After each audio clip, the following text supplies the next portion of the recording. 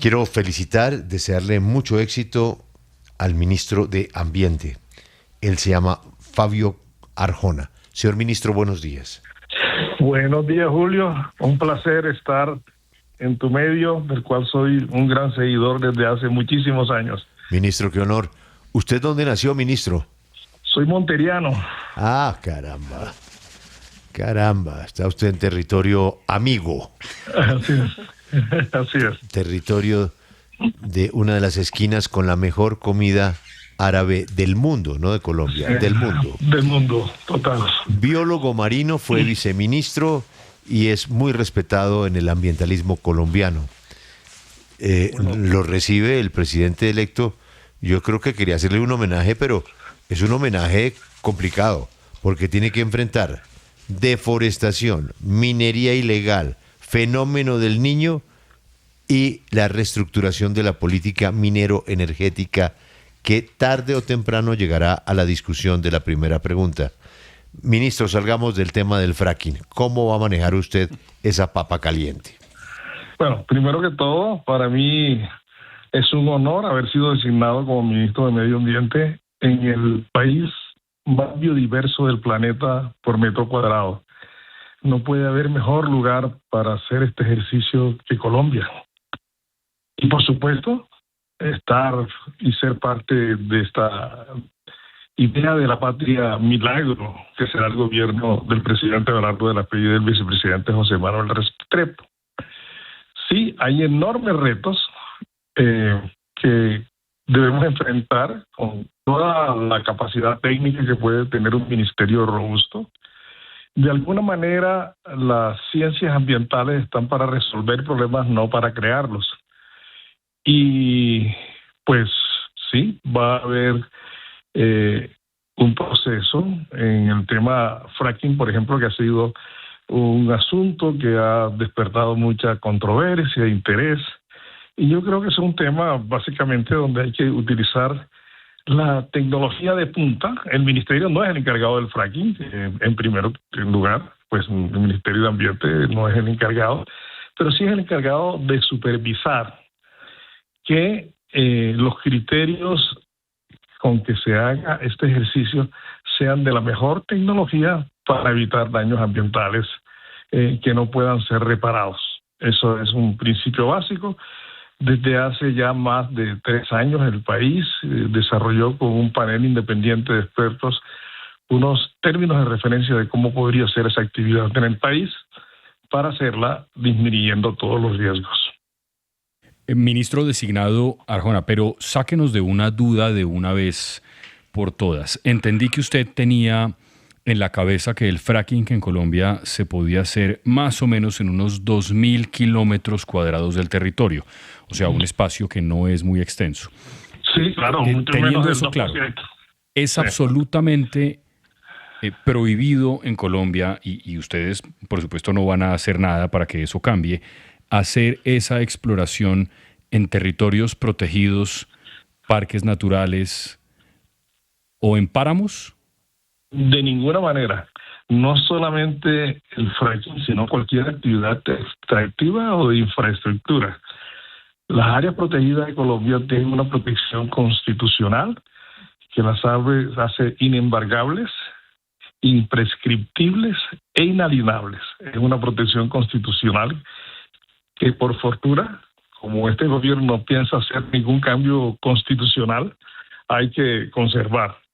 Y el Ministerio de Ambiente, entre otros, no solamente el Ministerio de Ambiente, sino todo el Sistema Nacional Ambiental y la legislación colombiana está diseñada para hacer una protección estricta sobre sus áreas protegidas, mejorar su manejo, ganar gobernanza y de ninguna manera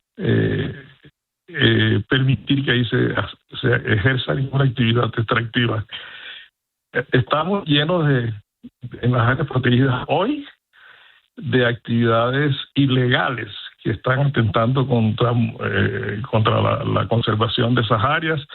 El caso de Tinigua, que es un parque nacional sin gobernanza y del cual está casi un 40% ocupado por actividades ilegales. Entonces, eso también hay que recuperarlo. De ninguna manera la formalidad, pero también la informalidad y la ilegalidad es lo que hay que atacar para tratar de buscar un equilibrio y que los parques ejerzan los servicios ambientales que la sociedad necesita. Sí, señor ministro, y de la mano con este tema, pues hay una preocupación que tienen varios empresarios en Colombia frente a lo que sucede con la consulta previa. Y hay muchos que terminan desistiendo incluso de proyectos de inversión en Colombia porque consideran que ese que es un derecho fundamental, pues se ha convertido a veces en una figura que resulta llegando hacia el abuso y siendo un palo en la rueda por cuenta de que hay que escuchar a las comunidades en los territorios donde se desarrollan esos proyectos. ¿Esto ustedes lo van a analizar? ¿Tienen algún tipo de preocupación ante lo que las empresas han señalado y pues el riesgo también de que ciertas inversiones se vayan por las demoras en este trámite de la consulta previa? Sí, yo creo que primero que todo hay que unificar y mi interior, que es el encargado de tener unas reglas claras para todos. Es decir, no puede ser unas consultas previas así, otras así. Discrecionalmente aparecen de pronto comunidades, en fin. Hay un principio básico que ha sido un error del país recurrente en el tema de las consultas previas. Las consultas previas han sido delegadas al promotor del proyecto. Yo creo que eso es un error de base. Las consultas previas tienen que ser lideradas por el gobierno. Quien es el interesado en que se desarrolle determinada infraestructura, independientemente si hace infraestructura, la hace directamente al proyecto o la hace un privado o una concesión o una APP, etcétera. Delegar en el privado la consulta previa es un error de base. Debe estar permanente, pero debe ser un asunto en cabeza del Estado. Porque generalmente en las consultas previas se presentan temas que van más allá del proyecto específico que se está discutiendo. Ministro designado, le voy a leer una pequeña frase que está en el documento PDF de las propuestas del ahora presidente electo de la Espriella. Él dice en algún punto que hay que optimizar el aparato estatal reduciendo la nómina paralela y fusionando agencias redundantes. Algunos consideran que eso está dirigido precisamente a acabar con la ANLA, con la Agencia Nacional de Licencias Ambientales, que fue lo mismo que hizo Milei en la Argentina o que trata de hacer Donald Trump en los Estados Unidos. ¿Eso va a pasar durante su gobierno? Acá no va a suceder, para nada. La ANLA, la filosofía de la ANLA es que es una agencia de la mayor capacidad técnica para garantizar que los proyectos se hagan bajo los mejores estándares ambientales existentes. De ninguna manera se va a eliminar la ANLA. Por otro lado, tampoco se puede convertir, como ha sucedido en los últimos años, en un organismo discrecional. Pues ustedes saben que desde hace más de un año la ANLA está dirigida por la misma ministra, lo cual es una contradicción que puede generar conflicto de intereses, y eso está sucediendo durante el mismo año. Lo que no puede convertirse la ANLA es en un mecanismo político para atajar proyectos o para hostigar algunos proyectos en marcha. Por ejemplo, le pongo el caso de Hidroituango, que si bien es una obra grandísima, de las más grandes que ha tenido el país en sus últimos años, que tuvo problemas en su fase constructiva, hoy es estructural para el país, especialmente cuando se nos acerca un fenómeno del Niño. Yo no he visto, estuve revisando el otro día los requerimientos ante Hidroituango y huele a hostigamiento. De tal manera, por ejemplo, ahora hay evitar que se llene la cota porque la biomasa no se ha retirado, y teniendo en cuenta que la biomasa se retira por cuestiones de calidad del agua y los modelos dicen que no la va a afectar. Y esa llenada del embalse nos va a ayudar a disminuir el enorme riesgo que tenemos de un desabastecimiento energético en Colombia. Entonces, ese tipo de hostigamiento lo que puede crear son mayores problemas y no tienen ningún principio ambiental básico y criterio técnico para hacerlo. Debe ser un organismo técnico. Por otro lado, no es disminución ni fusión de entidades. Pero, por ejemplo, en el Fondo de la Vida que tiene el Ministerio hay más de 2.000 contratos. Y estamos revisando que muchos son redundantes de prestación de servicios a personas, 2.000 contratos pagados por el Fondo para la Vida. El objetivo del Fondo para la Vida no era contratar gente masivamente. Entonces, sí hay que tomar medidas en cuanto al tamaño de la burocracia, y mucha burocracia es ineficiente, redundante, y más bien convertida en un tema de clientelismo. Ahí sí hay que ser claros y hay que cortar todas esas fugas de recursos del Estado en la excesiva contratación de personas que no son requeridas para el desarrollo de una actividad. Claro, entonces ahí nos queda perfectamente claro, ministro, que se trataría de reducir el tamaño de este tipo de entidades, más no de eliminarlas. Pero, ¿qué pasa con el procedimiento de la licencia ambiental? Porque también hay muchos que se quejan porque dicen que es complicado, que es largo, y pues que muchas veces pasa lo mismo que con la consulta socializar con las comunidades. Claro. Eso ha sacado corriendo de aquí a decenas de compañías internacionales. Claro, y esa es una de las papas calientes que recibe justamente el ministro, esa inconformidad que tienen los empresarios y ese tema de la consulta previa al trámite de la licencia ambiental. Y por eso quiero preguntarle, ministro, si ustedes tienen prevista alguna reforma, alguna modificación a ese trámite para que sea de cierta forma más express y más fácil para los empresarios. Por supuesto, primero meterle tecnología, primero una capacidad técnica adecuada, ¿no? Tener la mejor gente en el proceso. Segundo, utilizar la tecnología de punta con base en mecanismos que ya existen, inteligencia artificial, demás, establecer unos tiempos determinados en el proceso de licenciamiento, sacar muchos temas que no requieren del licenciamiento, a veces da lo mismo, los mismos términos de referencia para una fábrica de escobas que para una explotación petrolera. Casi se copian términos de referencia de la misma forma. Entonces hay que hacer una gradualidad, una diferenciación, un tema de estándares por sectores y por tamaños de proyectos diferentes a los que hay ahora, que son bastante discrecionales, con los mejores criterios técnicos. En todo caso, los tiempos de licenciamiento en Colombia para la competitividad deben reducirse sin sacrificar la calidad técnica, al contrario, reforzándolo, con base indudablemente en ciencia, sí, no en ideología. Ministro, ahora hablemos de un liderazgo que Colombia asumió hace muy pocos meses en un encuentro que se dio en Santa Marta, liderado junto a Países Bajos, para hablar de transición energética. Y recuerdo que hasta la revista Economist pues dijo, no, Colombia está liderando algo que es muy importante. ¿Ustedes seguirán con esa apuesta? Yo creo que hay tres grandes enemigos de la sostenibilidad. El primero es la pobreza. Acciones depredadoras básicas derivan necesidades sociales básicas.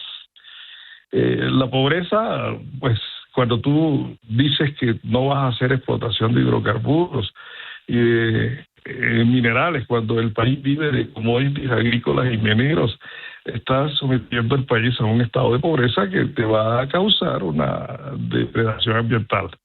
El segundo es la ignorancia, o tomar informaciones o decisiones sin información o con información restringida. Esto se presenta con mucha frecuencia. Y el tercero, que puede ser un fenómeno no solamente nacional, eso es particularmente mi pensamiento, se llama histeria ambiental. Todo es un desastre para la humanidad. Yo creo que lo de Santa Marta fue una absoluta pérdida de dinero y de tiempo. Y además patrocinado muchas veces por organismos internacionales y a veces algunos multilaterales que también tienen su sesgo ideológico. ¿Qué quedó de Santa Marta? Nada. ¿Qué se hizo de una gastadera de plata impresionante a través del Fondo de la Vida? Más de 120.000 millones de pesos encontró el encuentro de Santa Marta, que no tiene nada jurídicamente vinculante dentro del sistema de Naciones Unidas.